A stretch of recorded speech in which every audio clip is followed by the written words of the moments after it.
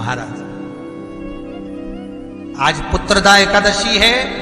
जिस नारी को संतान नहीं हो रही हो, बहुत प्रयास कर लिया हो, पुत्रदा एकादशी पूरे साल में 2 बार आती है। एक श्रावण के महीने में आती है, दूसरी पोषादिक्रम में आती है। श्रावण के महीने की जो पुत्रदा एकादशी होती है, ये संतान की वृद्धि करने वाली होती है। शंकर जी के मंदिर में जाकर, भगवान शिव के मंदिर में पूजन करके घी का 1 कटोरी में घी और 1 कटोरी में खीर शंकर के सामने रख देते हैं। भगवान शंकर के मंदिर पर चौखट पर घी का दिया लगा देते हैं। शंकर जी की चढ़ी हुई 1 बेलपत्र साथ में रखें और 1 बेलपत्र को उठाकर शंकर जी के मंदिर की चौखट पे ही बैठकर चबा चबा कर खा लेते हैं। जो 1 बेलपत्र लेकर आए हैं वो अपने पति को खिला देते हैं। कहते हैं पुत्रदा एकादशी के दिन ये कर लेने पर संतान की प्राप्ति हो जाती है, पुत्र की प्राप्ति हो जाती है। ये वो एकादशी है। माठी के घर में संतान के लिए उसने बहुत तप किया था, बहुत, कि मेरे घर में औलाद हो जाए, मेरे घर में संतान हो जाए।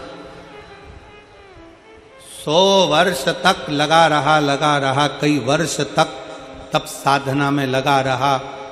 आखिरी में देवाधिदेव महादेव ने वर दे दिया था कि माटी, तेरे घर में पुत्र का जन्म होगा, तेरे घर में बेटा होगा। पीछा नहीं छोड़ा शिव का, शंकर को भजता रहे, भगवान शिव की आराधना करता रहा। हारना नहीं है। यहां जितने बैठे हैं आप सबसे निवेदन है, कभी जिंदगी में नहीं हारना, कभी जिंदगी में हारना भी नहीं, और कभी किसी जिंदगी में कभी यह नहीं सोचना कि अब मैं कुछ कर ही नहीं पाऊंगा, अब मैं आगे बढ़ ही नहीं पाऊंगा, अब मैं आगे करूंगा क्या, क्या होगा। नहीं, उसके आश्रित हो जा। ये विचार छोड़ दो कि कुछ नहीं कर पाओगे। फिर निवेदन है, अपने घर में आप कचरा नहीं रखते, अपने घर में कबाड़ा नहीं रखते, अपने कमरे में बेकार चीज नहीं रखते, उसी तरह मेरा भोले बाबा भी अपनी पृथ्वी पर किसी को ऐसे ही नहीं रखता। जो कीमती है मेरा शंकर भगवान उसी को पृथ्वी पर रखता। जो कीमत वाला, जो श्रेष्ठ है मेरा शिव, उसको अपने पास में रखता। मेरा शंकर उसको अपने नजदीक में रखता।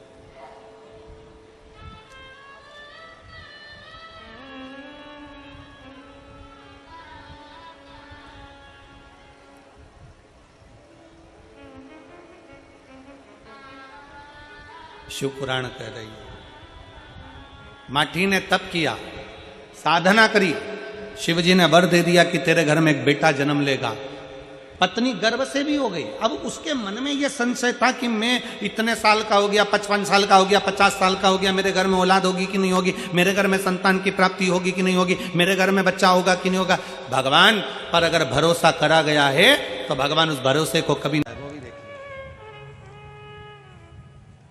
इन्होंने लिखा है, एक बार हमारे बच्चे को गोदी में लेकर आशीर्वाद दें, परंतु बहुत दूर हो गया, आप कहीं पर भी हो गए, मना नहीं, व्यासपीठ आपकी है और आप व्यासपीठ के हैं, हमारी तरफ से यहीं से साधुवाद है, बाबा की कृपा और इतने भक्तों का धन्यवाद आपके साथ में है, इतने भक्तों का प्रेम आपके साथ है, तो बच्चा वैसे ही स्वस्थ रहेगा। हर हर महादेव। अगला प्रश्न है, अगला एक भाव आया है, उज्जैन की रहने वाली हूं, मेरा नाम सोनू पांचाल है, मुझे 2 पुत्री थी, मुझे पुत्र की कामना थी, संतान नहीं हो रही थी। फिर मेरी बहन ने कहा कि सबकी मनोकामना पूर्ण करते हैं, पशुपति व्रत करना प्रारंभ कर। मैंने कामना कर कर पशुपतिनाथ का व्रत करना प्रारंभ किया और बाबा शंकर की कृपा से 3 महीने में ही बाबा ने मुझे प्रसाद के रूप में गर्भ ठहरा दिया। मेरे पशुपतिनाथ चल रहे थे और मेरा गर्भ था। सोनोग्राफी कराई, समय आया, बच्चा जब बढ़ता चले गया तो सोनोग्राफी के अंतर्गत बच्चे की धड़कन नहीं आई। डॉक्टर ने कह दिया इस बच्चे की धड़कन नहीं है, इसको सफा करवा दीजिए, और डॉक्टर ने सफाई का कह दिया। 15 दिन डॉक्टर ने दिए। इस 15 दिन के अंदर बच्चे की सफाई कराना जरूरी है क्योंकि इसकी धड़कन नहीं है। हमने 2 या 3 डॉक्टर को उज्जैन के दिखाया, इंदौर दिखाया, पर सभी डॉक्टरों ने कहा इसकी धड़कन नहीं है, इस बच्चे को आप साफ करवा दीजिए। अब करें क्या? रिश्तेदार बोले एक काम करो, किसी को सीहोर भेजते हैं, वहां से रुद्राक्ष बुलवाते हैं। सीहोर वाला महाराज कहता है रुद्राक्ष का जल पीने से सब दुख दूर होते हैं। हम परिवार का व्यक्ति को रुद्राक्ष लेने सीहोर भेजा और बच्चे की फाइल दिखाकर एक रुद्राक्ष लेकर आया। उसको पानी में गलाते, शिव जी को चढ़ाते। 15 दिन डॉक्टर ने दिए थे, 15 दिन हमने भी महादेव के चरणों में रख दिए।